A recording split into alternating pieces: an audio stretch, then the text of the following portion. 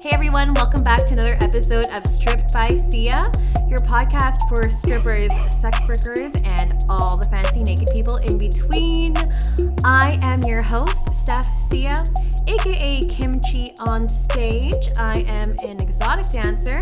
I'm a digital content creator. I am also a former sugar baby and all around internet person. I do a lot of things, I have a lot of projects, and this is one of them. So I am really excited to bring on the guest for today. We're going a little bit left field, but of course we gotta mix it up. We've had a lot of advocacy, a lot of, politically charged episodes, so I gotta lighten the load a little bit. So I have reached out to New York-based Virgil Avery, who is the co-founder of Foxy Fitness pole studio in New York City as well as New Jersey. It is a powerhouse pole studio. I have personally trained there. They just pump out champions after champions. I am super stoked to get into this. Virgil, are you there? Yeah, I'm here. Hello, sexy people. Hope you guys are good. Everybody's enjoying the podcast. Yes. Thank you guys for allowing me to come on here. Absolutely. I am really excited to get to know you because I have been following you from afar and following you in terms of you are the booking manager for Snoop Dogg. And I remember actually one of my friends got into the top 8 when he was on tour and you were hosting, I guess, an open casting to come on to tour. Yeah. Yeah, my friend. Who was that? Who's your friend? Kimora from Canada. Oh, Kimora, yeah. Kimora's my girl. Yeah, now she actually performed in a few shows with us already. I think she did the San Fran show, and she came down to Denver. Yep. In Colorado. She did a show there. So Kimora's great. Really like to look at her. She's awesome, and that girl can twerk. For an Asian, she can definitely twerk. Throw that thing. Yeah. And then you've also, there was a couple other local girls here as well. I know Miss Cherry Poppins, shout out to her. And I think Dirty Dolly, I guess they were performing at the show here in Vancouver a few years ago as well. So I think Susie also. Yes. Susie. Yeah, Saskia in Montreal, shout out. She was on the show as well. So it's so cool. Danced in Detroit, so yes. Brought out to Detroit. Yes. So we're definitely, I'm just giving all my friends a shout out right now. But we're going to get into, the whole showbiz side of things, how you got, looped in with Snoop Dogg and all that. But I want to rewind it back and introduce you because, I've just been stalking you on Instagram and I'm like, okay, this is kind of cool because one, you're the first Black male pole dance studio owner, which is not something you ever heard of. First of all, male owner for a pole studio. 2, Black owned, which is great. That's all I know about you. So if you want to give the audience a little intro yourself, please do. Just define who you are, what it is you do, and go. Okay. I mean, you did a great job. You pretty much hit all the main things. I started Foxy Fitness with Ashley Fox back in 2011. And then, it's definitely a rarity to be a Black pole studio owner, but it's even more rare to find a Black male pole studio owner. Yeah. So, I was definitely the first, I'd say, in the world to do so. And, it's definitely been an adventure, and it's been a great experience. It's very eye-opening. Meeting wonderful people from all over the world because, as you know, pole can take you all over the world with competition and showcases and stuff like that. So you meet a lot of different types of pole dancers, a lot of different types of people, but it's really been great. And then through pole dancing, I've gotten a lot of opportunities in the movie, TV, film industry over the years, and that definitely opened up another aspect to what we do. Yeah. So another avenue. Definitely another avenue and another lane. And that's the thing with pole dancing, it's it's forever evolving, and it's always creating new opportunities and new situations that you may not even foresee, but when the time comes, like you definitely got to, notice it and take advantage of it. I mean, even things like podcasts and, Yes. we have organizations that are forming now, international organizations. You Mm-hmm. know, there's talks of it being included into the Olympics. Yes. So I mean, it's just it's forever growing and evolving, and I'm here for it all. So I'm just glad to be at like the forefront of the beginning of everything.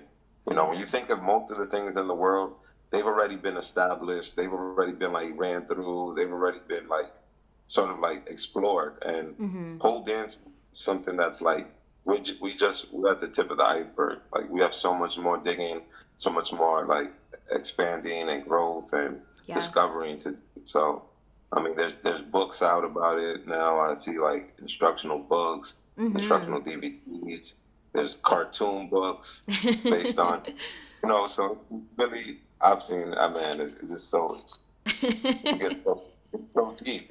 Yeah, So it's incredible. I mean, like, and going from its history, obviously, pole dancing is started from stripping, which is the oldest profession in the book. It's really grown a lot, and I feel, I know there's always this divide, and we're gonna get into this divide later on in the show too, because I want to hear more about you first. But there's this whole divide in terms of like pole dancing hobbyists and athletes versus strippers, and not giving credit where credit's due and stuff. So I would definitely love to hear your perspective on that and the efforts that you're doing to be inclusive of sex workers. But again, we're going to get into that later. We got a whole hour here. So, Virgil, I want to know more about you. Where did you come from? Like, how the hell did you get involved in pole dancing? Like, I think you have a sports background too, right? yeah, I do. I Yeah. mean, you want to go back to like when I was shitting in diapers, or like where do you want to like go back? How far? Oh, wherever you Because want to take it. Wherever you want to take it. This is your show. I mean, just to quickly go through my childhood and upbringing, just so you know, like where I come from. I'm Hmm. from East Harlem, New York. Okay. East Harlem. I would say it's a pretty rough neighborhood in comparison with most. I grew up pretty much in like in the projects or in like city housing.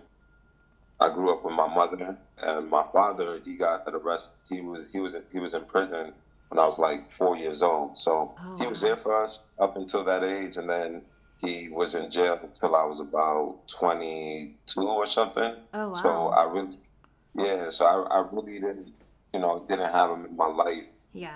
past 84. So it was just me, my mother, and my sister Hmm. living East Harlem, which is like the Upper East Side of Manhattan, past Upper East Side of Manhattan. Right. And my mother, she's from Greece, so my mother's Greek, my father's black. Wow. My father, yeah, his lineage is from here in the U.S., like the South. Hmm. And then my mother's from Greece. She's the first of her family to migrate over here to the U.S. She came over when she was about 30 years old. And Wow. then my father.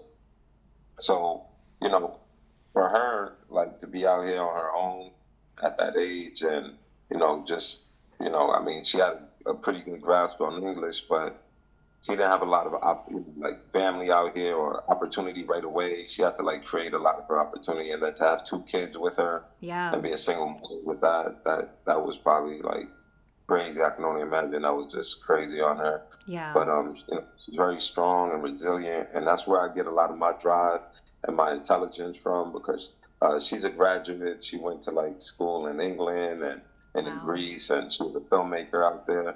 Oh, And wow. I also probably get a lot of my creativity from her as well. Hmm. But she always like instilled that we had to like finish school and read and write and all math and stuff like that. So she really stayed on top of me with the school stuff, Yeah. and I definitely love her for that.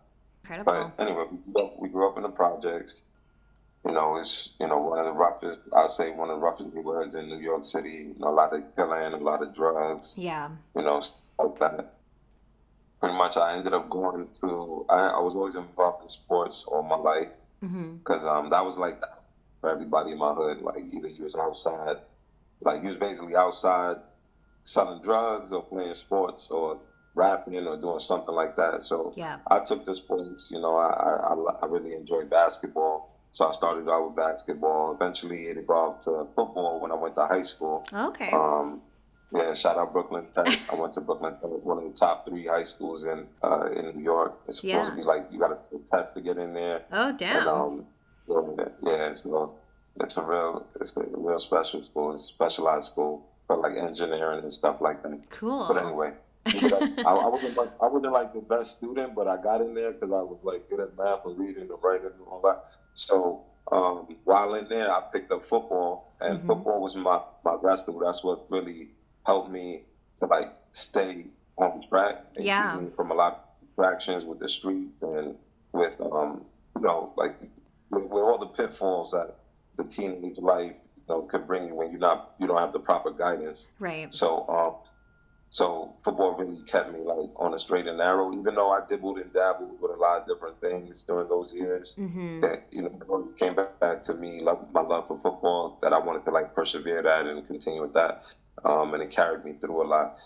So through football, I ended up getting a full scholarship to Wagner College. Oh, I wow. was like captain of the all city team. I was offensive player of the year here in New York. So Incredible. I had a bunch of accolades and achievements. I set the record in my high school for like touchdowns and stuff like that. So Nice.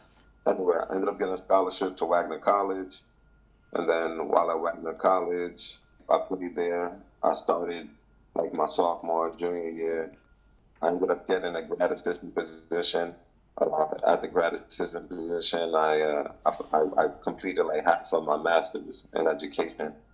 So from Wow. there, I went to becoming a teacher. So I was a teacher for a little while, Okay. and also like a manager at Bally's Fitness. I don't know if Okay. you know or heard of it, but Valley Yeah. Total Fitness Big was like a gym. big gym chain at the time. Huge. I was like the top 10 salesperson for the East Coast, and I Nice. think that's where like I always had the fitness background, but that's where I started to like discover like the the structure of like a gym Yeah. and sale clients and maintaining clients and stuff like that. And Right. that's what a lot of my experience with that, and that was very helpful for me. In regards to opening my own gym Yeah. and creating that structure for like sales and marketing and advertising and training and stuff like that. So that's pretty much how I got to Foxy. I mean, I ran Damn. into Ashley at a club one night, and yeah, we was partying, and I ran into her, and I don't know, it was this thing about it. She was dancing and happy and just looking real. She had this little tight pink dress on, so I'm like, damn. And it was crazy because, like, when I saw her, I went over to talk to her, and we instantly had like a click. I could tell she liked me, and she could tell I liked her, and we clicked instantly. But I had to get out of there because me and my boys we were like going to like another club, Yeah. and we had a drive outside. We were rolling deep, so I was like, we gotta go. You know what I'm saying, I'm like, what's your name? So she gave me her name, and I'm like, all right, I'm gonna remember that. I don't know why I thought I would remember it and see it again because New York is just ridiculously huge, There's a like lot of 7 people million people. there. Yeah. Very dense. I didn't like my phone. I think my phone died or something weird Oh. happened, and I didn't have time. We were running, so I was like, all right, whatever. Whatever. If I don't see it, whatever. But it was nice meeting you. So you didn't And get her then number because your phone died? no, Oh my yeah, so my god. phone, Okay. You're like her fingers and phone toes was crossed. You're her gonna run into phone. her again. Yeah, her phone was in her bag in like her friend's VIP. So we Oh didn't have my any phones gosh. basically. And this is before like Instagram and all that. We Yeah. used to be like, yo, this and that. So, Throwback. so yeah, yeah, yeah. The IG wasn't right. I mean, Facebook had just started not too long ago. But anyway, we didn't think about that. Yeah. So fast forward, like I'm like, I was thinking about it that night. Like, damn, I should have got. I was kicking myself in the ass. But then I was like, whatever. So then fast forward like 3 weeks later, a friend invites me to like this a holiday party, Okay. like a Christmas party Yeah, at Christmas Rick's party. Cabaret, which is like it's like a gentleman's club in Manhattan. Okay. So she was working there with my friend, and she invited me there. So I'm like, cool. Of course, I'm gonna go to, you know what I mean? I'm men's cabaret holiday party. It was like open bar. They had Nice. food. They had all the strippers in there. You know, Fun. and it was invite only. You know what I mean? Every dancer could bring like one person, whatever. So this girl, she brought me, and Okay. basically I walk in there, and as soon as I get in there, I'm like, oh shit, that's Ashley right there. Like, Oh so my I found, God. so I bump into Ashley there, right? And Yeah. I'm like, Ashley? She's like, she's like, wow, you remember my name? Like, I'm like, Damn. yeah, what's up? How you doing? I said, yo, first off, let me get your phone number because I'm Yeah. not gonna fuck this up again. So I remember, we hung out there and we had a good time. But then she had a final or something the next day, so she couldn't stay too long. But that's pretty much like how we like started our relationship, our situation, and Okay. yeah. And then from there it was like I found out it was crazy because I was moving to Maryland in a month from Christmas in January. I was moving to Maryland Oh, damn. because I got a job at a school out there. So I was like have a fresh start somewhere new. So I was moving out to Maryland, and she was going back to Maryland for her winter recess from school. She was going to Okay. FIT in the city, but they were Yeah. like on winter break. So we ended up spending time during winter recess in Maryland, Wow. and yeah, man, and we were inseparable ever since. Like, Wow. yeah, but that was like 11 years ago. But Damn. That's a great story. I think I think that's like, great. And I'm so surprised. Like, it was almost like fate. yeah, nah, for real. That's what it kind of felt like. It definitely felt like fate, and like we were brought together for a big purpose. And Yeah. I think for what we're doing now, because like we're changing lives and we're really creating history. Like history in the making right now. For sure. So pretty much like she left back to New York after the winter break. I Yep. stayed in Maryland. I was at Bally's doing my thing there, but I was going back and forth to New York to visit her, and then I'm like, you know what, fuck it, let me just go be with her. So like Wow. 9 months after being in Maryland, I just left and I came back to New York, and I just ended up just staying with her, and then Wow. like, yeah, and then like a year and a half later, we opened the studio. So Holy the way crap.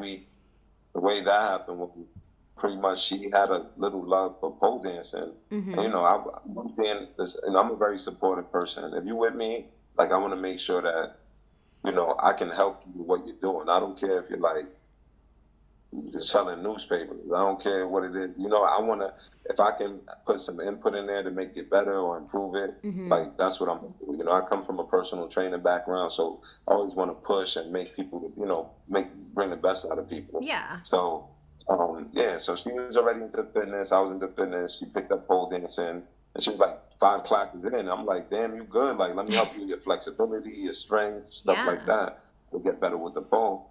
And so I was helping her with stuff like that. And then she's like, oh, I want to get a pole for the house. I was a little resistant at first because the pole was like $500. Yeah. They But ain't I'm like, cheap. listen, yeah. I was like, listen, I'm going to get you a pole I found for $100. So I played myself. I went and bought the Coleman Electro pole, Okay. right? And this shit, and Ashley, she did one move on it and it just snapped. Boom. Oh. Yeah, so don't buy those little play poles. Those are just Oh for looks. no. Like, do not try no inverts on this and nothing. Yeah. So basically, I ended up getting rid of that pole, and I was Yeah. like, "Fuck it, all right, put the X pole now." So we put the X pole up. We Yes. got the X pole. So we put the pole up, and then we just started training in the crib because I mean, she did a few classes. She did like probably like 10 classes total, but those were expensive too at the They time for are us. expensive. Still are They were like expensive. $40 a class. Yeah. So we were like, damn, can't do that right now. So Yeah. I'm like, let's just do tutorials. So we bought like the Janine Butterfly tutorials. We Yes, went she's on amazing. YouTube. We went on YouTube. We broke down moves on YouTube. There was like the pole dance community page where it like shows you some moves and stuff like that. Yeah. So there was some information out there that we used, to our advantage. And actually it's pretty much self-taught, Yeah. That's incredible. from from beginning to end. While she was like on her journey with pole, like starting it, she heard about the competition that they were having in New York at the American Pole Fitness Championship, Oh, which wow. was in the Hammerstein Ballroom in Midtown Manhattan, and it really turned out to be like a really lovely, great, wonderful event. I mean, we ended up going, and we met like Pink Puma there. Mm-hmm. There was like Bunny Love, old dancer named Bunny Love, Yeah. and Miss Casri was there that year.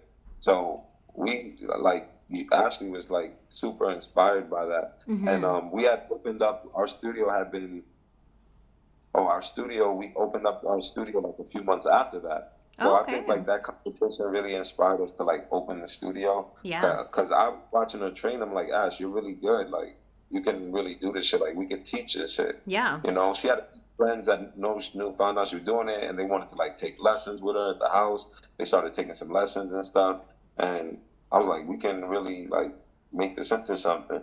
Yeah. She was against it after.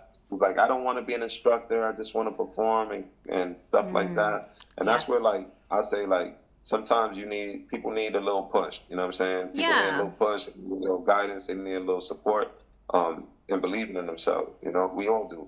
Yeah, of So course. I was like, nah, listen, this is what we gotta at least give it a shot. Because I was already fixated on like starting a gym. Because I came from the fitness background. I'm Yeah. like, I want to open a gym. So we Mm-hmm. had saved up enough money to make a move, do something, because I was big on entrepreneurship. Mm. I didn't want to continue working for people and Yeah. like being in that way. I had been working during this whole time. I had been working in the nightlife, so I was like a security guard in nightlife. Okay. I was, I Oh, was I was bouncing for 8 years damn. up to this. I started when I was 19. I started when I was 19, and I stopped around when I was 27. So I Okay. was working all the big nightclubs in New York. I was working strip clubs like by Yeah. the being in the Bronx, stuff like that. So I was around the scene heavy, with the dancing and the partying and stuff like Yes. that. Yes. Well, but I definitely wanted to get into like entrepreneurship at some point, Of because course. I understood like you got to be your own boss. Nobody's gonna pay you how you pay yourself. Yep. So It's so true. yeah, So true. like this is our move. Like I can do the fitness classes, you do the pole classes. Let's do it. So she took a Yeah. little pushing, but I got us to agree to it, and we opened Foxy. And this is like a few months after the competition. And Mm-hmm. she was fixated on competing. She's like, that's what I want to do. I want to compete. I need to perform. I love it. So I'm like, Yeah. hey, do it. So we Oh, opened the studio. Like for the first 3 months, we couldn't get anybody into the studio. It was bad. that's Like hard. nobody came. Yeah. Yeah. We were like in Midtown Manhattan paying premium rent, and it was like nobody was showing up. So, Mm. man, I had an idea. I'm like, fuck it, let's take the poles downstairs. We get on the street. We just gonna pole on the street. Like, No fuck it, in the middle of Manhattan, way. 100th Avenue. So we set up the stage pole out there. Oh my Um, gosh. yeah, yeah, I got a platinum stage pole, and Oh, I wow. bought the platinum stage pole, the stage pole platinum stages, and we set it up on the corner of 7th Avenue and 30th Street, across the street from Madison Square Garden, Yes. and we just pole dancing out there. And that shit attracted a fucking huge crowd. Like people are blocking the street. Police The police were fucking with us. They were like, "Yo, what's going on?" I'm like, "Yo, listen, we just opened up a studio. Like, this shit Yeah. is now like we do this right now." And It's shout marketing. out to them because shout outs to them because they let us rock. They were like, "All right, just turn the music down a little bit, and we let us do our thing." That's so So, like, awesome. we did that for about a week, and Yeah. it's not like that brought us in a lot of people, but I'm a big believer in like the universe takes notice of the work and the shit you put in. Of Like, course. you know what I mean? And I Yeah. feel like that it kind of like sparked. It was like a spark to like get us going because from there, like it just made us go even harder and try other things. So I found I found a platform online that Mm-hmm. was able to help us sell classes, and Good. you know that just came across to me, in this hunt for like trying to find more business. So, Yeah. I started with like going out and trying to just be on the street performing to like handing out flyers and, doing free classes and then like finding this platform. And when we found that platform, it just took off. Like it took off. Wow. Like we went from like having zero sales to like having like 30,000 in sales overnight. That's incredible. When you're first starting your business, it's always so hard to gain traction. Yeah, You and that know? was like 4 months in. So Oh, within those four damn. months, like we moved out of our place. Like in January, the first month we moved out because we were like, we cannot pay rent to Yeah. live somewhere and to pay rent to the studio. So we actually moved into the studio, and No not a way. lot of yeah, not a lot of people know this, but we had like a pull-out couch, Oh, and then shit. we had a desk where we hid like all the clothes under the desk, and like Wow. we had a TV that we hid under the desk as well. And like at Wow. night, we would open the pull-out bed, set it up with the pillows, put the blanket on it Gotta and make it everything, and then cozy. pull out the TV, put it on top of the desk. We had our clothes, our pajamas, all that shit was under the desk. We had Wow. our bin, and yo, we lived like that for 3 years. We lived in the studio, and nobody knew. Wow. I had my contractor build out like a secret compartmentalized shower that No looked like a way. closet. Yeah, it was like an illegal shower, and we hid it in a closet. It was like a closet looking thing, so nobody ever Okay. knew. Like a locked closet, but it was really like where we showered at. And Wow. yeah, I mean we didn't have a kitchen, but there was like 24-hour delis, so we Oh, always yeah. ate out every It's night. New York. There's food everywhere. Yeah, You're not yeah. gonna starve. Thank God for that. Thank God for that. But I mean, That's incredible. that's how we rocked it, you know. Hey, And you gotta do what you gotta do, especially when you're your own owner, your own business yeah, owner too. but You're definitely gonna don't do want to whatever forget it is. about. Yeah, exactly. You got to do whatever to stay afloat. And that's the thing with like dreams, you know, and like trying to achieve things. It's never going to be that easy starting out, but you got to be persistent and resilient. You always going to have like Definitely. challenges set up in your way to like knock you down or make you give up. But you got to persevere and push through all of that. And that's really a big thing for pole dancing too. Is like Mm-hmm. pole embodies that a lot. Like you got these moves that you got to get, and it's like the bruising, the pole listen, like the Yes. fear of being shot down. A lot of things are stacked against you, but if you can push through that, that's where you're gonna see you overcome those obstacles and challenges, and you grow and you get stronger and you feel better about it. You know, and you look Yeah. back on it. Boom, I really came through all that shit. Yeah. And I just want to mention, you know, Yumiko Harris. You know, Mm-hmm. One of she's your an instructors, amazing, yes. yeah, she's an amazing person, amazing performer. Went to school at University of North Carolina School of the Arts. She's a trained dancer, has a BA in dance, and she joined us like 6 months in, and you know, she had been going through her difficulties at the time, Mm-hmm. and she had lost her housing, and Oh, wow. she came pick me up like, listen, I don't have a place to live, but I want to dance, I want to do this and that, and Yeah. I was like, fuck it, come stay with us at the studio. So we all three ended Oh, up like living in wow. the studio. Yeah, Oh my God. we all lived together for like 3 years in the studio, That's and crazy. you know, a lot of where we at, you know, is definitely contributed to her and her knowledge and experience with dance and you know Mm-hmm. her you know, stuff. So I just don't want to leave her out of the story because she was like a major, you know, she was a major piece too. I always Yeah. call it like the tripod, like you know, we all like, you know, we all like the three legs, you know what I mean? Three legs holding up the building, you know what I'm Holding it saying? up, So yeah. Yeah. Well, shout out to Yumiko. Go give her Yumiko a Harris, follow. yeah. Check out her videos on YouTube. She's a great instructor. She's doing online instruction right now. She's Cool. you know still into the course. She's our general manager, but Very cool. she's dope, super dope. Yeah, But you pretty much, got I mean, that's what happened. It was like overnight, shit popped off, and then it just was like a snowball effect. It just yes. got better month to month. Like, and now we're like 11 years in, Yeah. and Incredible. it's still on the up. You know, Still I on the mean, up. COVID kind of slowed it up a little bit, but you know, what's meant to be is always going to be. That's Yeah. how I see it. Exactly. We And that's still such a good here. mindset too. Great mindset We to still, have. yeah, we still here making shit happen. So Shit happens. And you just gotta persevere, right? That's an incredible story. I didn't know the full extent of like how you guys became Foxy Fitness, but now I understand it all. That's really great. Thank you so much for sharing the full story, not sparing any details. That was great. right, So right. like I remember when I visited the studio and I trained there when I was in New York. This is a few years ago, like, yeah, back in 2018, I think. And Okay. yeah, I remember I got to the studio and I was like, okay, cool. I have no idea what to expect. I'm just doing my own little pole tour. And I remember, I can't remember who was teaching that day, but I remember they were saying we're focused on pole tricks and we're focused on like creating champions. And your studio has pumped out so many pole champions. I like look on your instructor list and like look at all the accolades. It's incredible. It's really incredible. Yeah. Yeah. I mean, definitely, having Ashley Fox as like a leader, Yes, she's a was, pioneer. yeah, pioneer, a leader, just a living legend, really, in our Yeah. industry.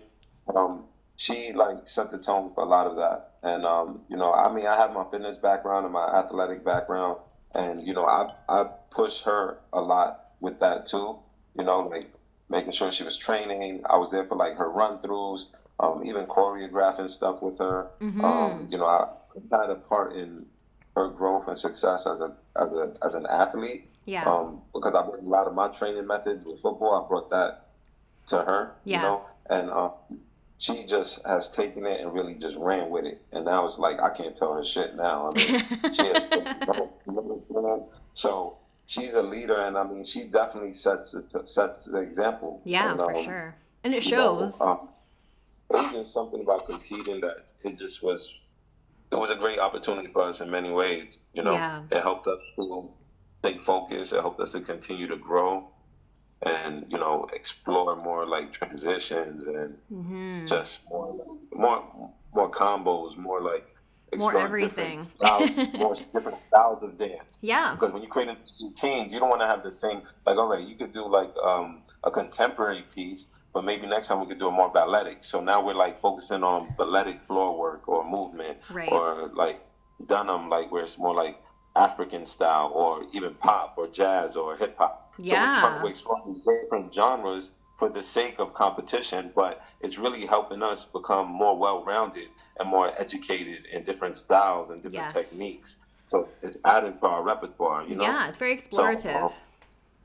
yeah, Mm-hmm. so that was great, and then like it also made our students want to keep coming back because I mean you can teach people pole dancing as a hobby, but eventually, what I've seen in my 11 years is that if you don't create a goal or something for people to work towards or like Mm-hmm. to keep doing that, it kind of dies, and then you Yeah, lose that person totally. as a student. You lose Agreed. that person as a student. So the competitions definitely kept people like digging, kept people going for it, kept people digging, kept them involved, kept them wanting more. So Absolutely.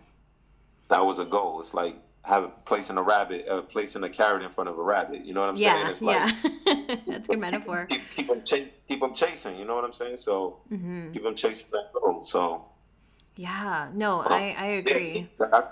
that's why we became such a great competitive studio. And Yes. I mean, within the last 11 years, I mean, every year we've dished out. We bring about 25 students to competition, Mm-hmm. and we do that about 3 times a year. So we're looking at like 75 students a year for the last 10 years. So we're Wow. looking at over 750 competitors.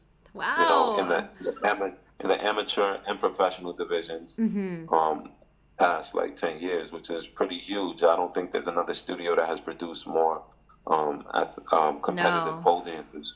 Yeah, Um, it's great. You've got a great track record for sure.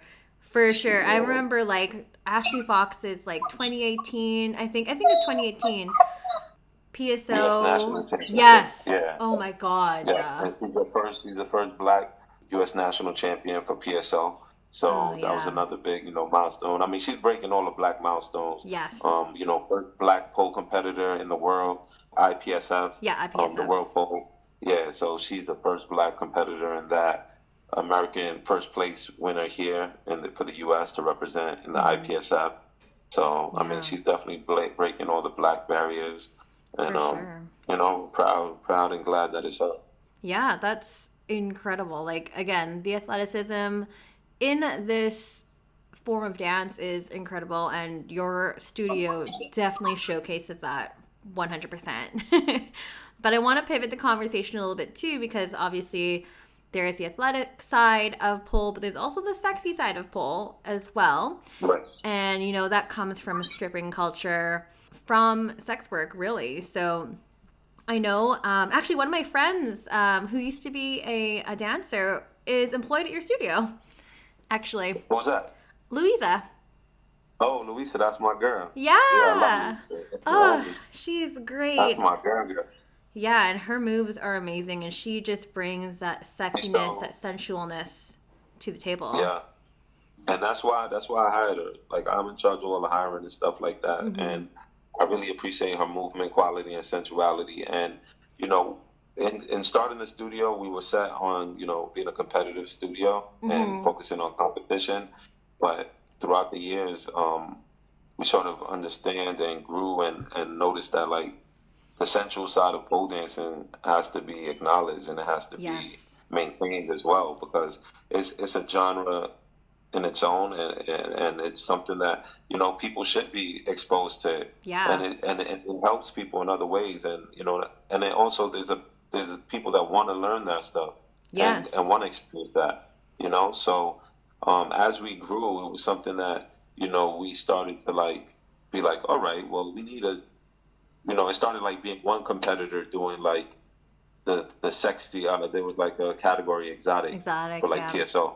So we had them. We're like, yeah, let's start like doing heels classes, you know, to like sort of support that. Yeah. So then we like added the heels classes. Then we were like, oh, like we should do like a sexy flow class, you know. Right. So then we started acting like a sexy flow, and then it kind of like just grew from there, you know. And I'll say that happened like 2 years in.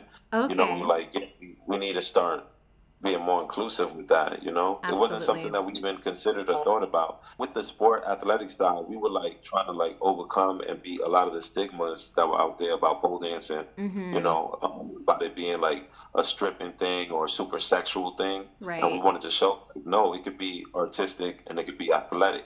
And of course, people already correlate pole dancing with stripping and sex work. Yes. You know what I'm saying? So for us to reiterate that, I would feel like that would be like beating a dead horse.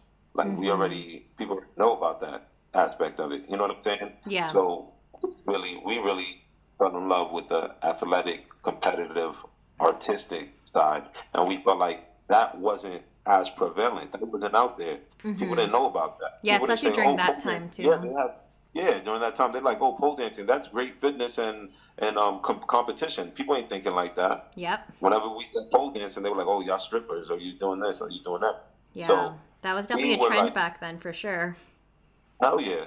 So we wanted to like shine the light on an aspect of pole dancing that was, well, it wasn't even really there, because it started like right then. Like, you know, Ashley's first competition was the American Pole Fitness Championship. And not to go back to the story, but back to the beginning, but that was the competition that she did after she visited her first competition. She did that same competition the next year.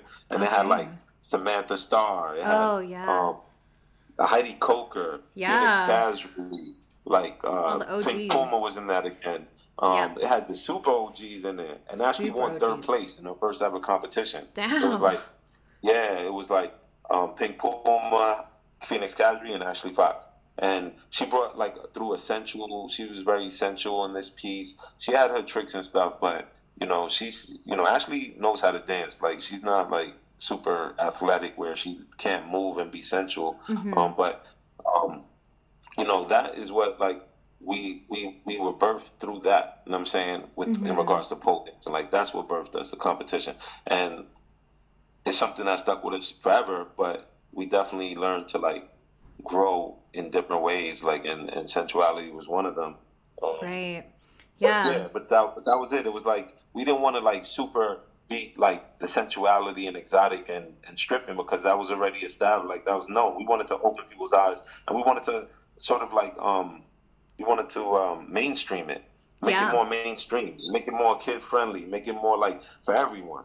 You know what I'm saying? Yeah. And I mean, stripping is stripping. You know what I'm saying? It's not accepted for like everybody. Like, as far as kids and mainstream and stuff like that, it's very like.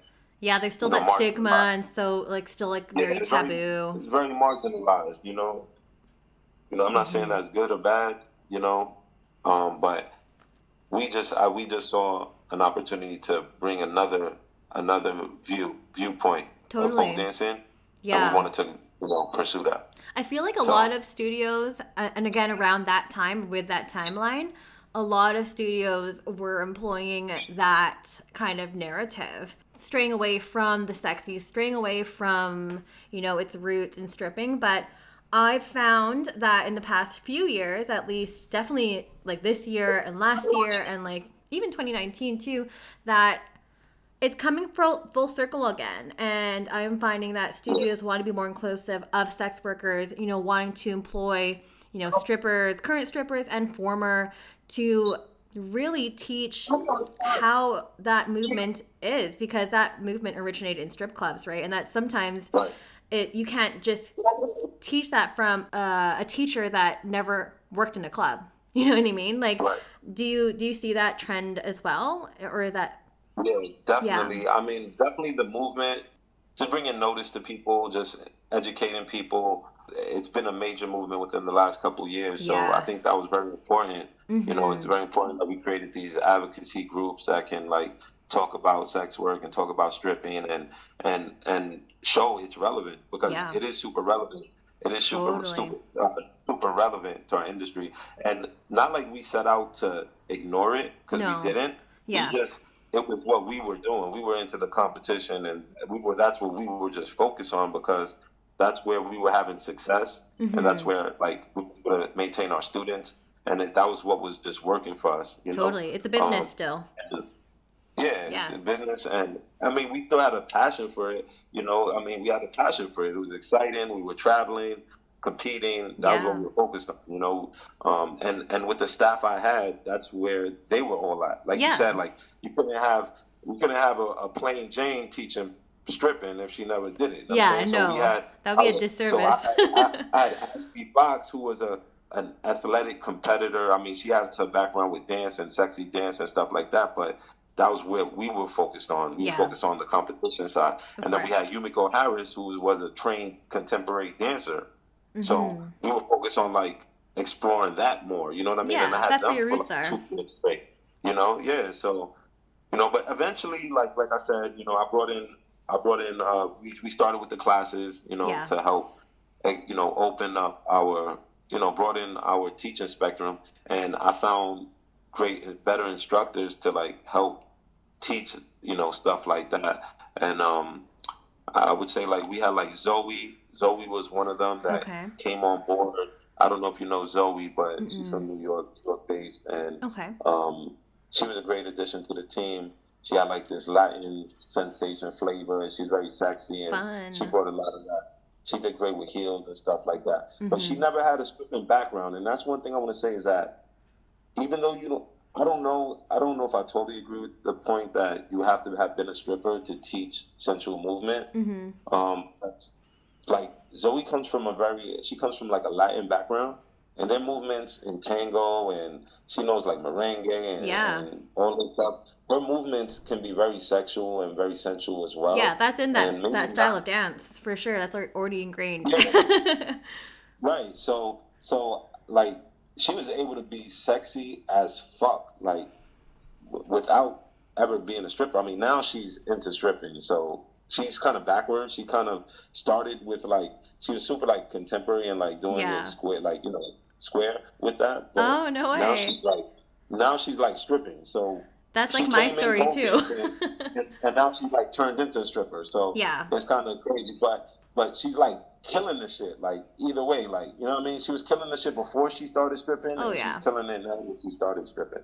So I just want to say, like from my experiences, I've seen people that don't have a stripping background but Mm-hmm. are just great movers and great. They Definitely. know their bodies.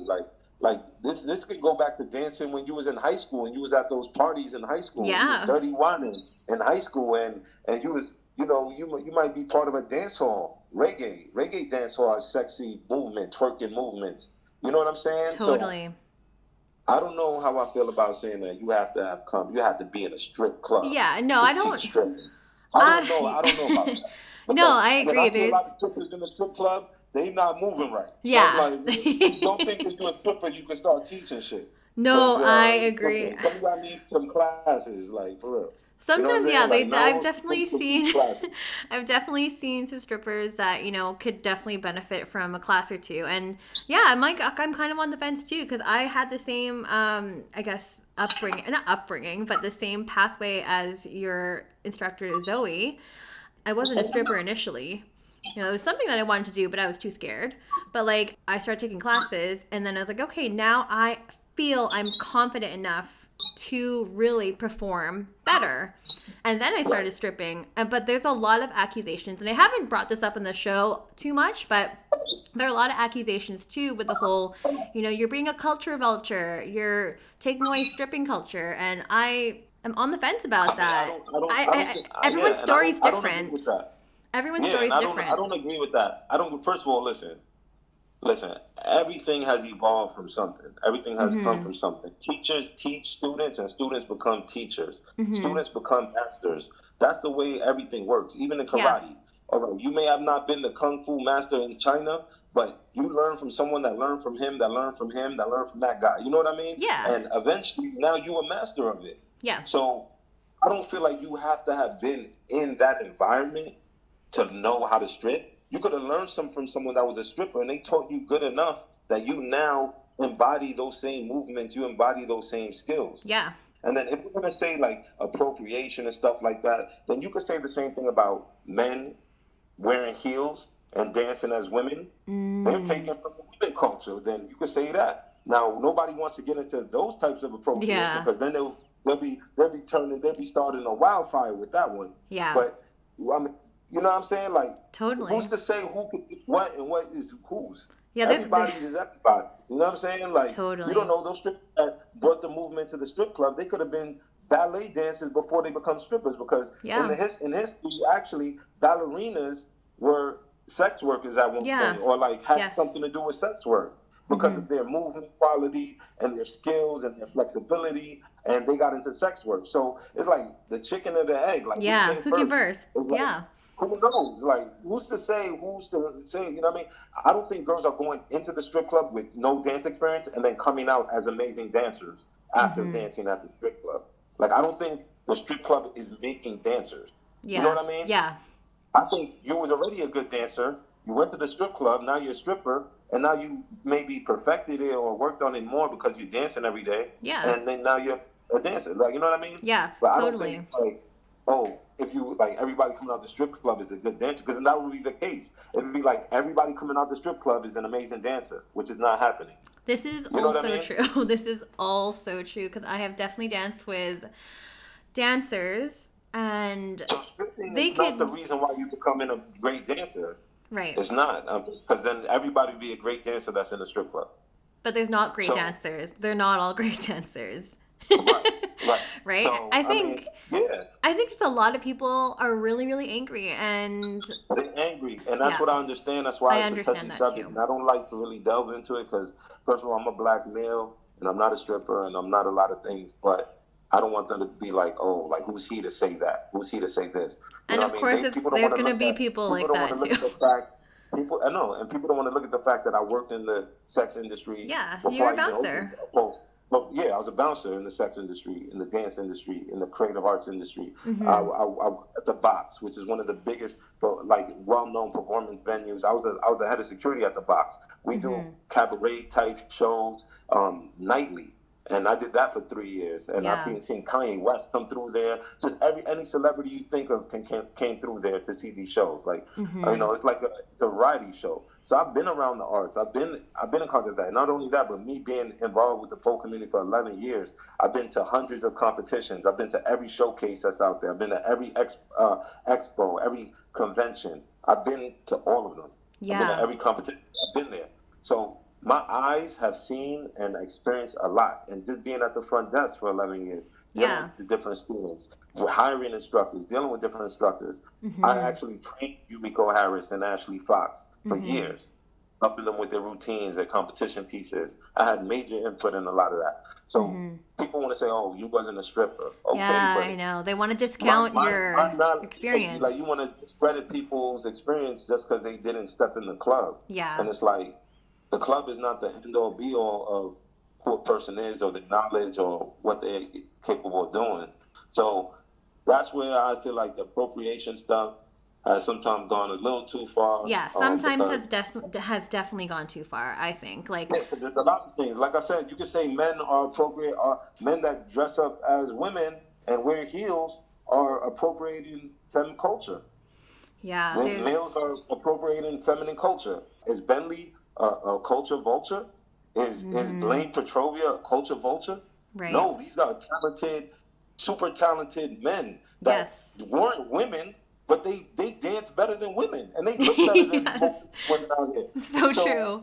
it's like, you know what I mean? Who's to say what the fuck is anything? Like, just let people be who the fuck they Yeah. are. That's what I Thank say at the end you. of the day. Stop trying to Thank you. categorize everything and being so thirsty to have you say, people say, oh, this came from that and this came from that. Let's just keep it going. Yeah. And yes, we should acknowledge the sex workers and stuff like that. Definitely. I'm Yeah. for that. And I feel like their voices are being heard. And even me, I hired Louisa. I'm like, I want to bring a sex worker in. You know, Yeah. she told me she had 10 years of experience at Yeah, Sapphire. she's I was like, incredible. we need that. That's a part of the team. It's like we the Mighty Morphin Power Rangers. Like that was the one we were missing.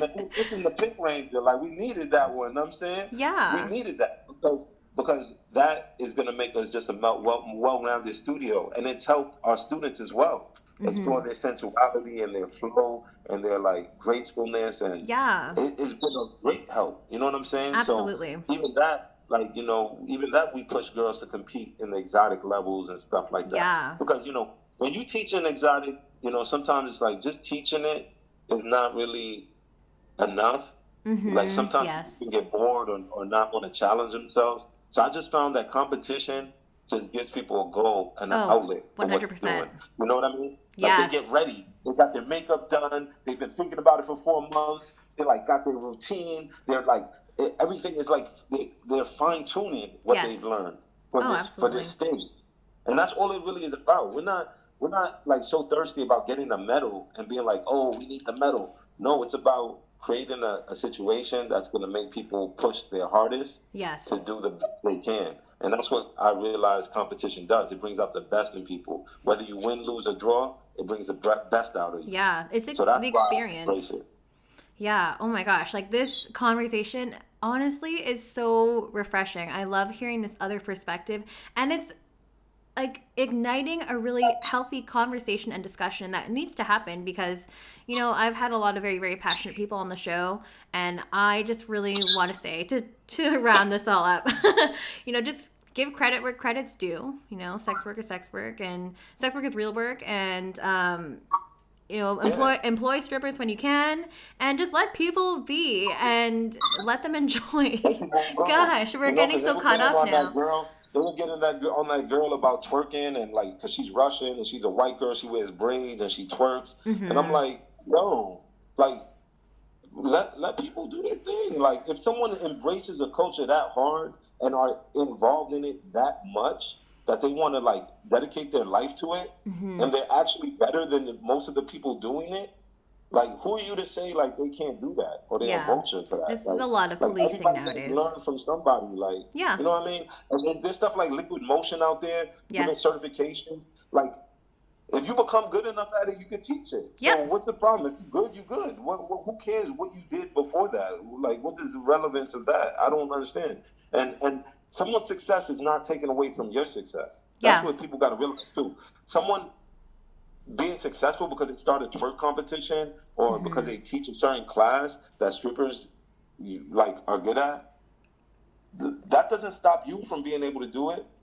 Yeah. Why don't you go and do that better than them? If it's such a stripper thing, or if it belongs to the sex work community, go and make yours better than theirs. We all need to embrace one another and just realize that we're all contributing to the greater goal and the greater good. We're allies in this. So all this Yes. fighting within each other is really unnecessary. I mean, I feel like Yes. voices needed to be heard, and they continue to need to be heard, but we don't need to be breaking each other down Yeah. because some people are responding to what they're hearing about like being you know, like giving credit to people, and they're creating their own competitions. Like that lady that created the twerk competition, she probably heard what sex workers were saying, and she's like, I'm going to start this competition to promote twerking and sex working, and she did it in a good, like with good intentions. You know what I'm saying? Yeah, it all starts And off that maybe, way. yeah, and maybe she only had the people she had around her to help her build it. And she didn't have a lot of money to go and hire certain people to do it. And really, that's her choice to decide who she wants to hire or who she wants to have do it. But this is my thing: if you think that person shouldn't be doing it because they don't come from that lifestyle, then why aren't you doing it? Why aren't you creating those competitions? Why aren't Right. you taking advantage of those opportunities that belong to you? You kind of sitting back and just wanting to destroy everyone else's situation, everyone else's what they're building, instead of being proactive and saying, okay, she created that twerk competition, but I'm gonna create an even better one because I'm a stripper and I know strippers and we can get Yeah. this shit popping. Yeah. And we'll smash it and we'll smash her shit. You know what I'm saying? Yeah. And that's what I'm saying. Competition. It comes back to competition. Be competitive.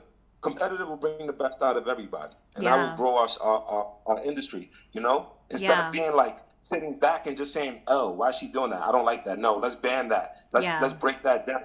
Like that competition, even though it was made by white women that probably never really twerked like that, at least she's trying to put twerking on the forefront. Yeah, At put least it she's on the trying to map. put that. I'm trying to, you know what I mean? She's listening to what y'all saying, and she's trying to do her part as a white woman that can't twerk. She's inspired by maybe your message of like bringing relevancy to sex work, and she's creating that opportunity. And maybe she didn't have the right people to hire, stuff like that. She was limited with her resources. But I don't understand why we have to break each other down and try to discredit people and what they build. Like, you know how long it takes to build something like that? And then how easy it is for someone just to go online and just talk shit and write a paragraph. Cancel. And that Yeah. takes nothing to write a paragraph and talk shit about someone's creation that they took months of resources and time and efforts. And you just try to go and bust it down with a 30-minute blog or a 30-minute, IG Live or paragraph something. sentence or whatever. Yeah. You know what I'm saying? It's like, I don't like that. I don't I like really that don't like either. that. No matter what it is, like if people are doing positive things, trying to grow stuff, like don't come along and try to kick it down, because it's always easier to destroy than it is to create. You know what I'm saying? Yeah, totally. And all these people looking to destroy, they're not creating anything. Yeah, put the energy All somewhere I see else. all I see is creating hate. Yeah, let's put that energy. It's good because we definitely got to hear people, hear their pains, hear stuff. But For sure. once I feel like I feel like that is being used to like for more destructive than creating, I think it's working backwards, especially within our community, because we all are working towards growing the community and making it more mainstream and making it more like something that people know, making more awareness out there. Totally. Yeah, So no, I agree. my message in all this is just to say, listen, we need to come together and let people be who they are and let people do what they need to do. And if you think you could do it better, then do it better. Then do it. But we throwing stones at buildings instead of building our own buildings with the same stones. Like, you know what I mean? Like, like use those stones you throwing to build your own shit. There's already so much stigma that society puts on pole dancing. Well, whether you're a pole dancer, whether you're a stripper, or whatever type of sex work you do, there's already so much of that stigma. Society freaking hates us, right? So let's just come together, okay? And let's just push the frustration aside. Imitation is the best form of flattery. Yep. Let it be just that. Feel flattered. Feel good that someone is trying to imitate what you do. You know what I'm saying? And don't be mad because they're making money off of it. Like, if they're not doing it right, they're not gonna make money off of it. So who cares? Right. Let them do what they're doing. If people are supporting it, then they must be doing something right. You know what I'm saying? But to go ahead and try to kick someone's shit down before they even build it up or while they're trying to build it up, that's like, oh, you building sandcastles? Like, this like, this didn't come from my sand. Like, this wasn't my sand you using. Like, so you gonna knock that shit down? Like, I don't agree with that. We need to be together. Elevate that shit. We're going to get some great comments on this. I'm sure I'm going to hear lots of comments on this episode. I'm for sex workers. Like I said, I was involved in the sex industry. I worked there in nightlife. I hire sex workers. I go to a strip club every week. I got a party I'm doing now. I'm not even supposed to say it, but we do our underground party, and we do that every week. Oh, and yeah. I create platform. Foxy I Uncut, create a right? platform for ladies. Yeah, well, Foxy Uncut is one thing, but there's even something else that we're doing. Oh, I'm doing personally on the side, okay. and I created like a venue space for dancers and stuff like that, and Oh we work as a shit. collective. That's so Yeah, we work as cool. a collective instead of like competing against one another in the club. We work as a collective and we split the earnings, and it's been good for us. It's been working for us. Very We cool. approach it as a team where we work as a collective and we split the earnings so that everyone leaves with a good share at the end of the night. That's really So, cool. yeah, and we made an addition to the Foxy studio now. We have like a lounge space, a lounge slash pole studio. So it has like all the nightclub lights inside of it. It has Cool. couches, tables. We do parties in there, bottle service parties and stuff like that. What? So That's we're so really, cool. we're really trying to embrace a little bit of everything. And I'm not Yeah. against nobody, and that's exactly what it is. It's all love. Yeah. Let people live. I completely understand. I mean, on the same kind of topic, we'll move over in terms of like, bringing stripping, bringing pole dancing to the forefront. We have, so many movies and stuff that's been coming out, shows, P Valley, I loved, Hustlers came out too. Like, pole dancing, strip club culture is like on the forefront right now. And you're also the pole dancer manager for Snoop Dogg, right? Right. So basically, I got started with Snoop because they were coming to the Barclays Center in Brooklyn, and I received a phone call, and they're like, "Yo, we need poles. We need poles. We call them poles. Yo, we need pole by tomorrow. You guys got poles?" Oh, wow. And I'm on the phone, like, yeah, I got poles. I got poles, actually. They're like, "Yo, we need poles." So that's how I opportunity with Snoop. The stage manager from Barclays was looking for poles, trying to help the Snoop team get these poles. And Oh, I brought I brought the poles. When I brought the poles that night of the show, I ended up chopping it up with a bunch of people. I mean, I got to meet T.I., DMX, fun. Snoop.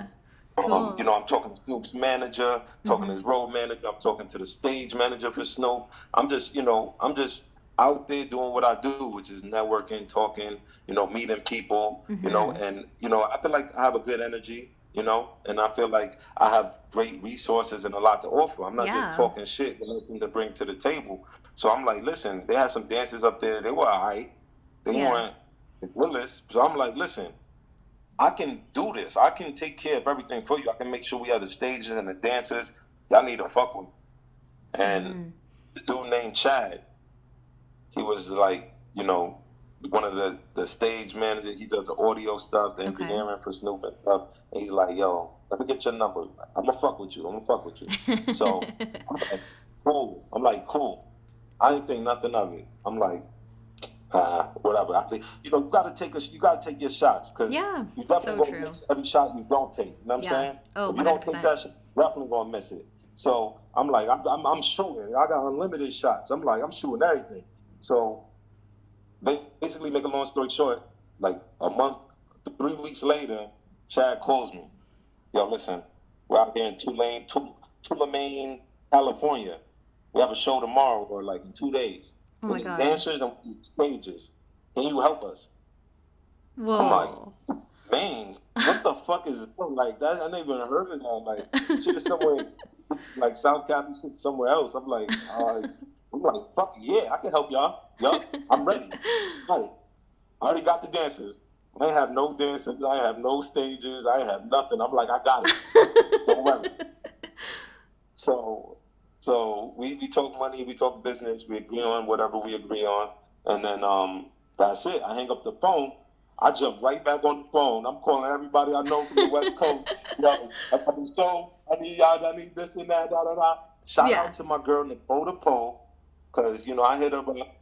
Cause I know who she is. I know her body. I know how she does, Yeah. and I know her connections on the West Coast. And that's the homie. You know what I mean? She done put me in positions before. She helped me. She put our girls into like the Alexander Wang after party that we did back in New York. Mm-hmm. And she's always showed mad love, like at Yeah. comp, at expos, at all types of shit. And I know she holds that in the West Coast. So I hit her up, and that's a homie. Like I always fuck with her when we see each other. Was always love. So I hit her up. I'm like, yo, listen, I got this going on. I need this, this, and this. I ended up finding a couple people myself But I'm like, can you fill in these blanks? I need these couple spots. You got something? She like, don't worry, you good. So Mm-hmm. boom, first show done. Got Wow. that done. Knocked. And then ever since then, I mean, once I had a little bit more time, because they gave me 2 day notice for the first show to get poles, stages. Girls had to travel to That's men, to men, because hectic. nobody lives in that part of California that pole dances or even looks good. They probably look crazy out there. I don't know, but you know what I mean? Like no sexy, ill. You know what I mean? Everyone's in LA or like in the big city Yeah. that look good and does your shit right. So it was like, and so it was like, all right, you know. Anyway, we got everything done. We got girls to commit. They traveling 2-3 hours to get down there with the poles and everything. So I mean, my first show, you know, it was crazy. But sometimes that, you know, when you get thrown into that fire, you're either gonna burn up or you're gonna turn up. And you know, I definitely turned up. Yeah. And but you know, ever since then, you know, it was just they gave me a little bit more head, you know, no more notice, and I was able, you know, I have a large network of pole dancers just from being at competitions, from Yeah. going to expos, from going to conventions, and you know, I befriend a lot of these ladies and guys that pole, and they know me, I know them. We sleep over at each other's houses, we go to parties together, we do Yeah. stuff, you know, so it was easy for me. It's like, all right, like get pole dancers. Shit, that's all I know is pole dancers. Like I don't know really anything else. Like you want me to find strippers and pole dancers? Like okay, like that's easy. Perfect. So and it is. You know what I'm saying? Because that's my life. Like if you look at my IG, like all I have is like strippers and pole dancers on my Yep. shit. Like I don't really like this has been my life. I don't have a second job. I don't have another field or career that I focus on. Like this is what I do. Mm-hmm. So that's pretty much where it started. Now I'm like So 60 cool. shows in. You know, we did about Yeah. 60 shows, went all over the country. You know what I'm saying? I got gotten to go to a few of the shows myself. I'm always welcome to go, but because of my business stuff, you know, at home in New York, I like to take care of that because that's my main, you know, that's my focus. But Mm-hmm. if I want, you know, they invite me. I can come to any show I want. And Snoop is an amazing artist. Shout out to Snoop for giving me the opportunity. You Yeah. know, That's so and cool. that was really a great opportunity. For So I sure. mean, I'm like 60 shows in. It's taking us to all four corners of the U.S. You know, from Mm-hmm. like down to Arizona to up to Oregon. You know, we even went to like North New Hampshire, down to Florida. You know what I'm saying? Like everything in between too. You know, so That's a really great branch of your business because, like, obviously, this wouldn't have happened without you starting Foxy Fitness, you know, and just being right, connected with so many dancers exactly. across the nation. So, like, Yeah, and then now through you're, competition, yeah. through showcases, through expos, through conventions. That's what made me solidify these connections. You know what I'm Mm-hmm. saying? Like, if it wasn't for competition, I wouldn't have been traveling all these different states and going to these Totally. conventions. And so there was growth within that, you know? So, Absolutely. And you also do some booking as well for your dancers or the foxes, as you like to call yeah. them. Yeah. So like, and what about like Hustlers, P Valley? You were able to help So out the with that hustler too? story, I'm going to tell you how that happened. These people hit me up on the email because I do all the emails, I do all the phone calls, I take care of all Mm-hmm. that. They hit me up in the email. They're like, listen, we have a casting. We know your pole studio. Can you send us some girls that you think would be interested in being in this upcoming movie? We need pole dancers. I didn't know what the movie was at the time. I'm Okay. like, all right, cool. I can definitely do that because I always do that anyway. Yeah. So I'm like, I can do that. But I'm looking at it. I'm looking at the agency. I look up the agency. They're down the block from me, a block Oh. and a half. Yeah. I'm like, yo, fuck sending this email. I'm going there.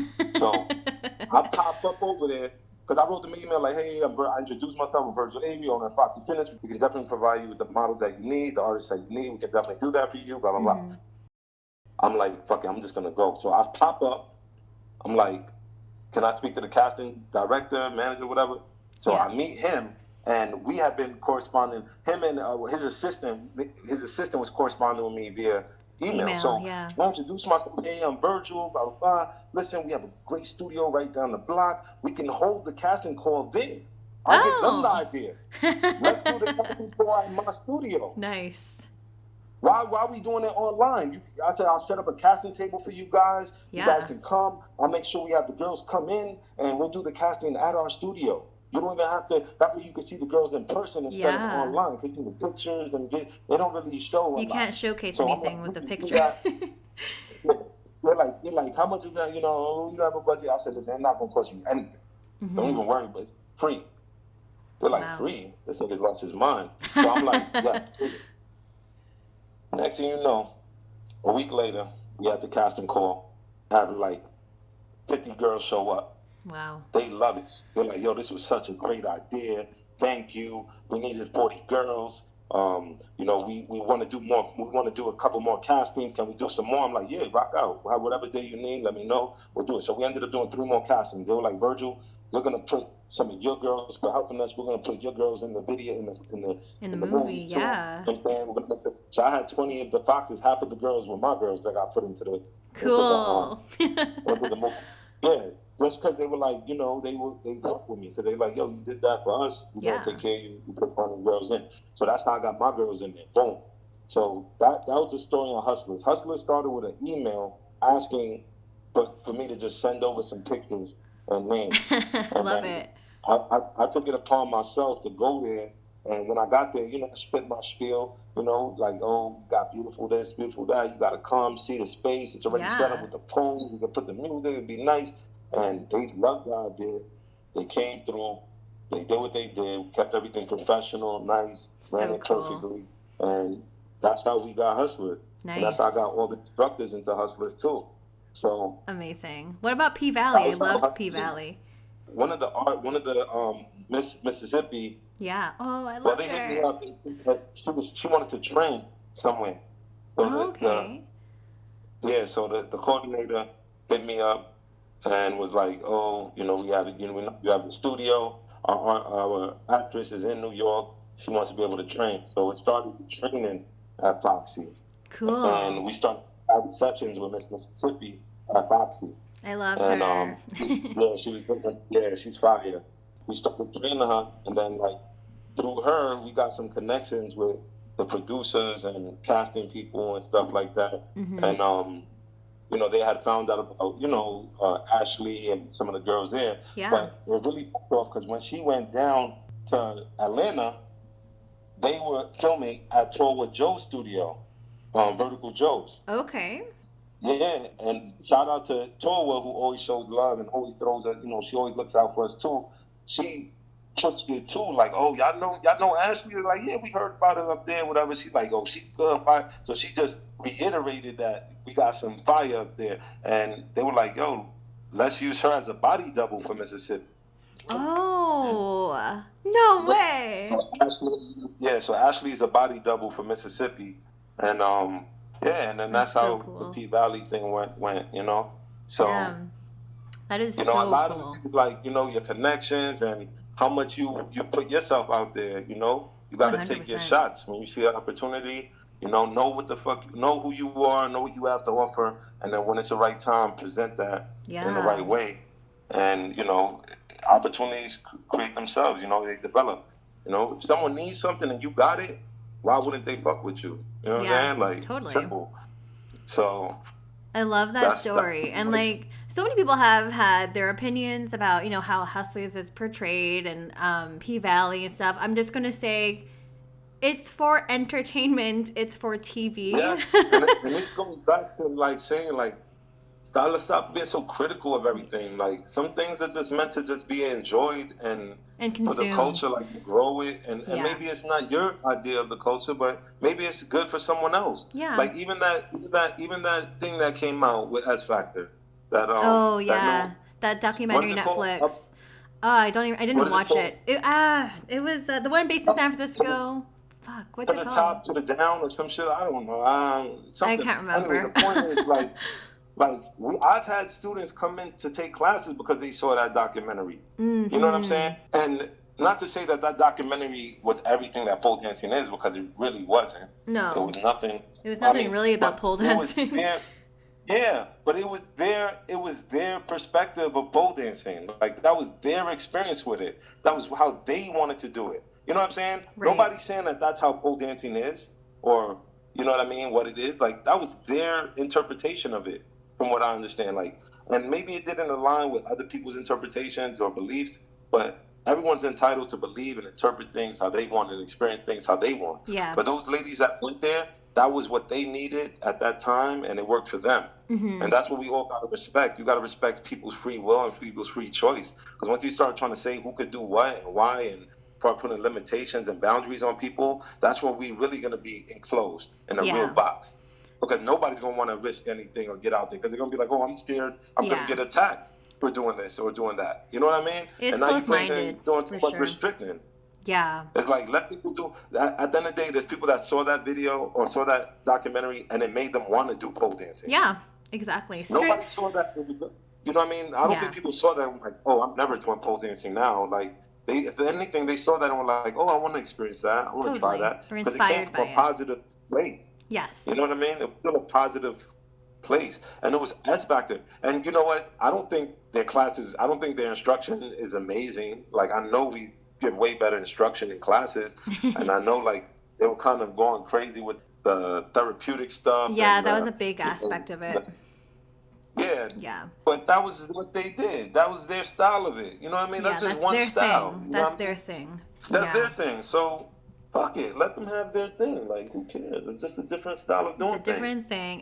It's called Strip Down, Rise Up. I just Googled it because I was like, what the hell is it called? I forgot. Yeah, I said go down, go up, something like that. Yeah, strip down, rise up. Yeah. And that's the beauty about polo. It should be like that. It should be like every studio you go to, you don't know what you're going to get. Because it's all, why we all got to fit the same mold, the same structure, the same mold. Yeah. Let it be that you go, it's like restaurants. This place make a burger a certain way. This place make a burger a different way. Yeah. And some of them don't even use beef. Maybe you got turkey burger, you got the organic burger, you got the Beyond patty. They do different shit. So who just said, you're like, oh, why are you going to call that a burger? Because it's not made out of beef. Yeah. But it's still a burger. And at the end of the day, that's still a pole dance class. It's still a pole dance studio. Yeah, it's like still, when I go to studios, it has an impact on our industry. It's still created. Yeah. It's still helped in our growth. It's contributing. It's not. It's contributing. Yeah.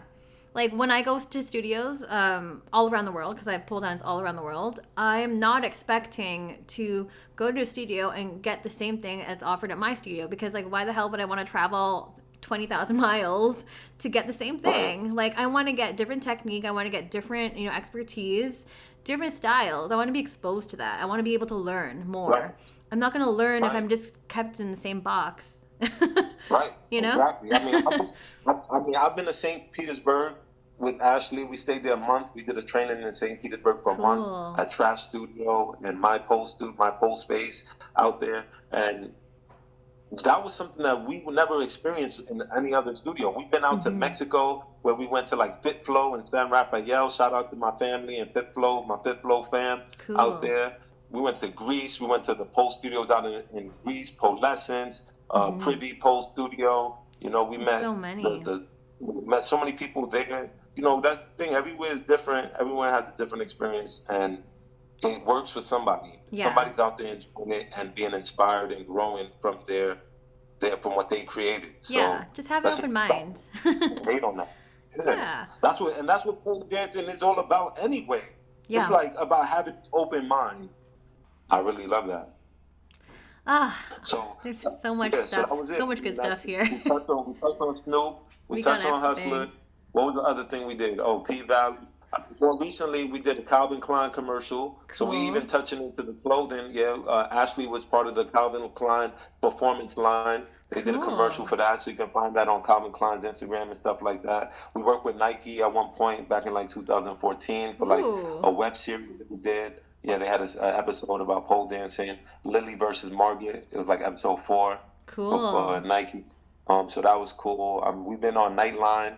Nightline did an episode on like the world of competitive pole dancing, where they try to shine a light on competitive pole dancing, and they followed us out to Vegas for the Pole Expo competition, where Ashley actually won, and she was on Nightline, and they came with us back to the studio and interviewed her there.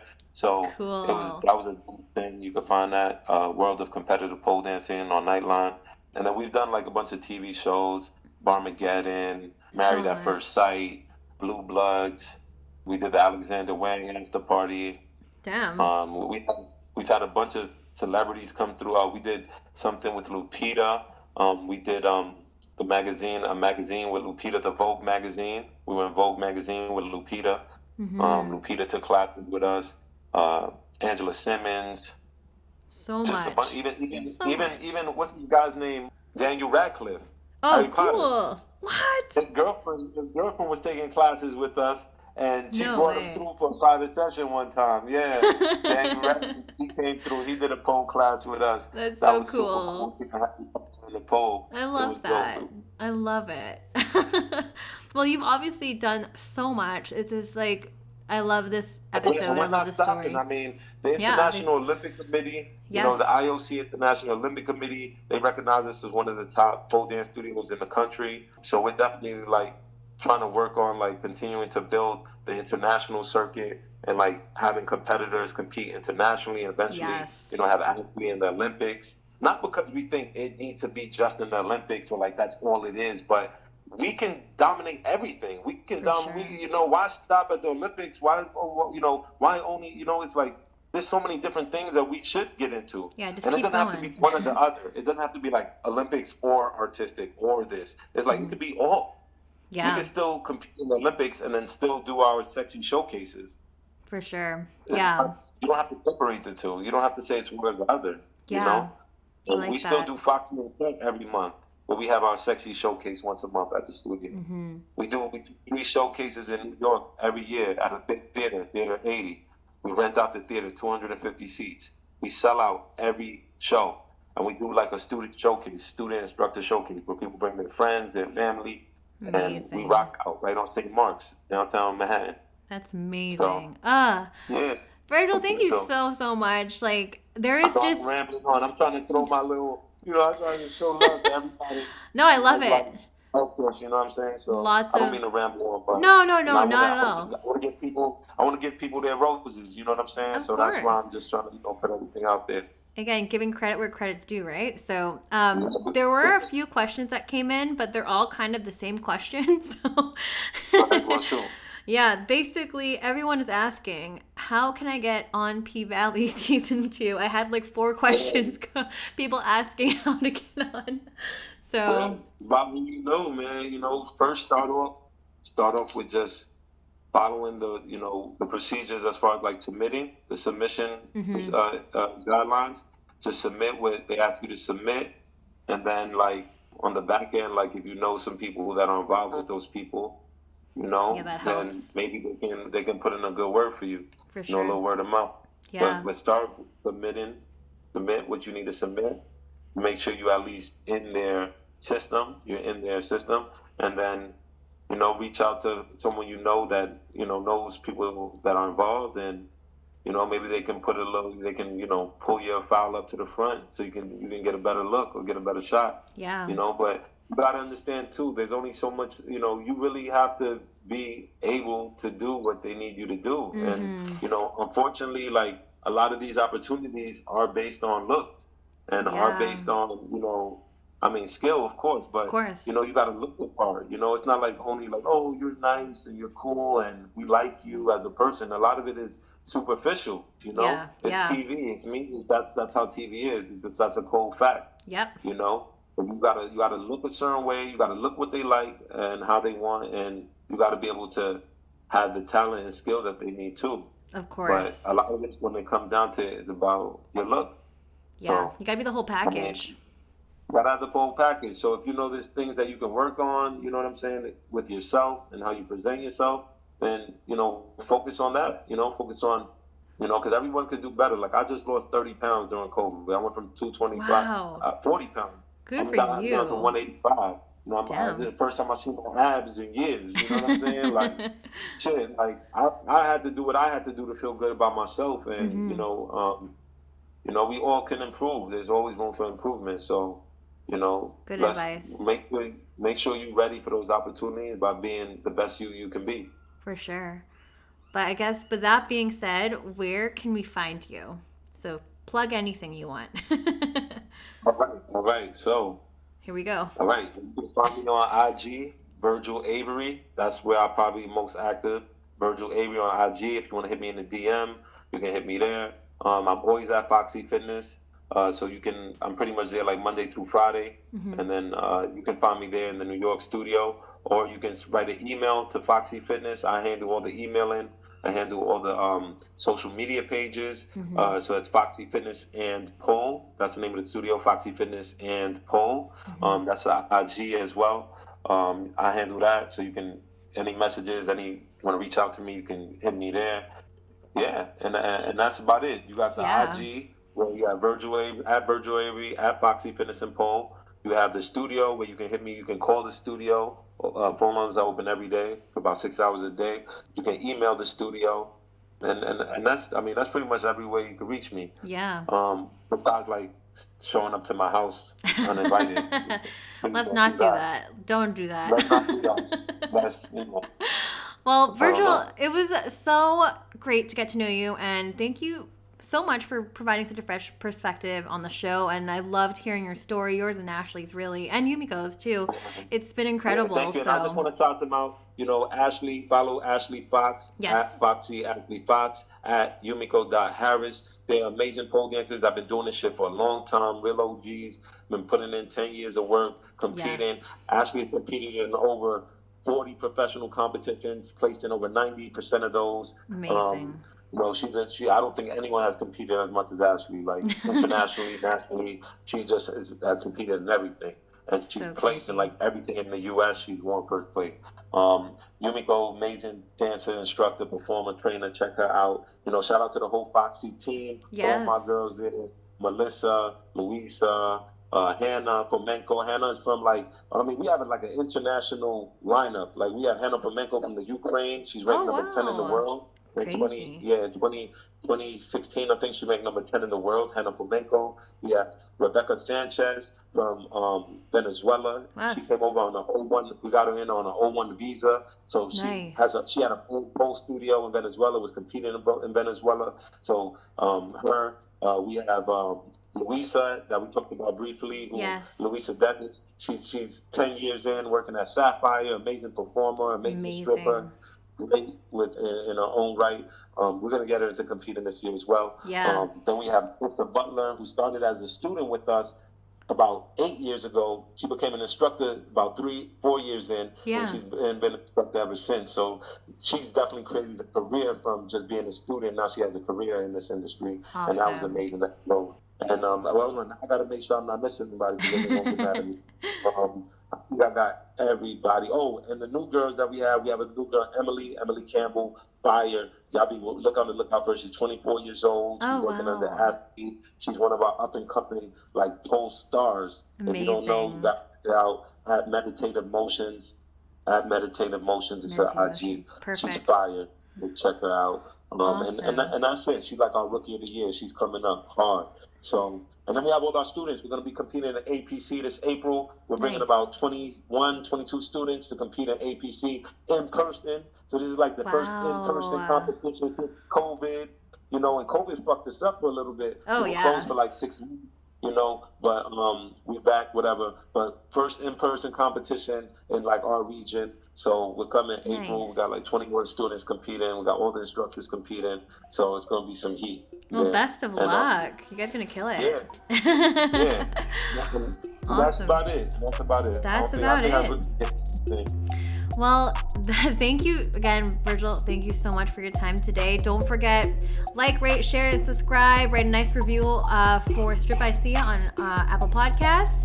And you can get at me, Strip by Sia, on Instagram or my personal, Sia Steph.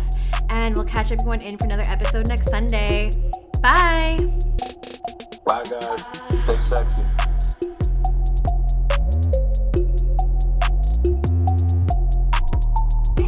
You're listening to Strip by Sia, hosted, produced, and edited by Steph Sia, artwork by Maria Bellandarama, music by Ted D, and photography by Ian Dabburn.